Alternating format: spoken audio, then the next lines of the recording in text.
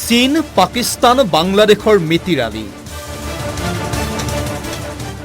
সীমান পৰা বাংলাদেশক শক্তি দেখুৱাইছে ভাৰতে। অসম, বিহাৰ, পশ্চিমবংগত স্থাপন সামৰিক ঘাটি। চীন আৰু পাকিস্তানৰ সাহসত এটা মৰসাহ কৰিছে বাংলাদেশে। বাংলাদেশে বাৰে বাৰে ভাবুকি দিছে ভাৰতক। 25 অক্টোবৰত অনুষ্ঠিত হৈছিল চীন, বাংলাদেশ, পাকিস্তানৰ ত্ৰিপাক্ষিক বৈঠক। এই বৈঠকতে উত্তৰ পূবৰ ওপৰত বিশেষ গুৰুত্ব দিছিল বাংলাদেশে।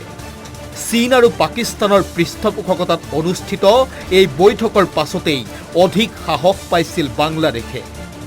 ইয়াৰ পাছতেই বাংলাদেশৰ উগ্ৰপন্থী সংগঠনে ভাবুকি দিছিল শিলিগুৰিৰ চিকেন নেক উৰুৱাই দিয়া। কিন্তু বাংলাদেশে নাজানে নতুন ভাৰতৰ শক্তি অদম্য। নতুন ভাৰতে কোনো ভাবুকিক সহ্য নকৰে আৰু তাৰেই প্ৰমাণ এয়া। বাংলাদেশৰ ভাবুকিৰ পাছতেই নিজৰ শক্তি দেখুৱাইছে ভাৰতে। বিহাৰ, পশ্চিমবংগ, অসমত স্থাপন সামৰিক ঘাটি। এইখন হৈছে বিলাসীপাৰা সমজিলাৰ বামুণী গাঁৱৰ দৃশ্য। এই স্থানতে ধুবুৰী অৰ্থাৎ বাংলাদেশ বৰ্ডাৰ সীমান্ত অঞ্চলত এনেদৰে বৃহৎ যি ভাৰতীয় সেনা, সেয়া ভাৰতীয় সেনাৰ কেম্প স্থাপন কৰা হৈছে।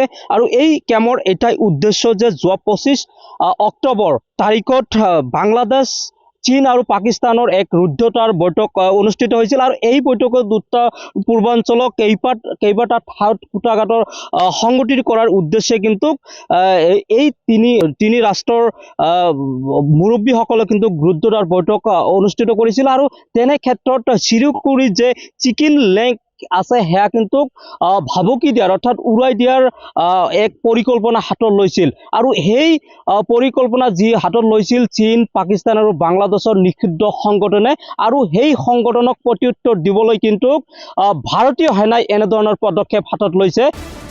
এয়া ভাৰত বাংলা সীমান্তৰ ধুবুৰীৰ দৃশ্য। ধুবুৰীৰ বামুণী গাঁৱত ইতিমধ্যে নিৰ্মাণ হৈছে ভাৰতীয় সেনাৰ সামৰিক ঘাটি। এই সামৰিক ঘাটি হ'ব লাচিত বৰফুকনৰ নামেৰে। এই কেম্পটো আপোনালোকে আৰু আগত লৈ যাওক আৰু শক্তিশালী কৰক।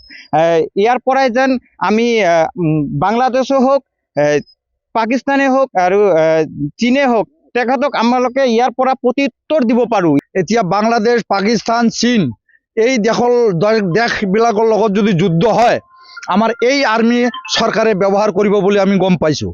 গতিকে ইয়াত আৰ্মি কেম্প দিয়াত ভাল হৈছে। আমাৰ এই নিৰাপত্তা হ'ব, এই আমাৰ ধুবুৰী জিলাৰ মানুহৰ নিৰাপত্তা হ'ব। এয়া নতুন ভাৰত। নতুন ভাৰতে ভাবুকি সহ্য নকৰে।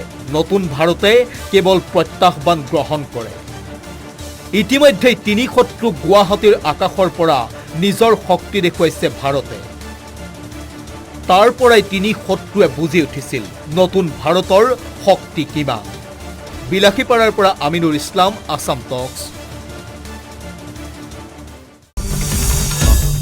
আসাম টক্স, আপোচবিহীন অসম কণ্ঠ।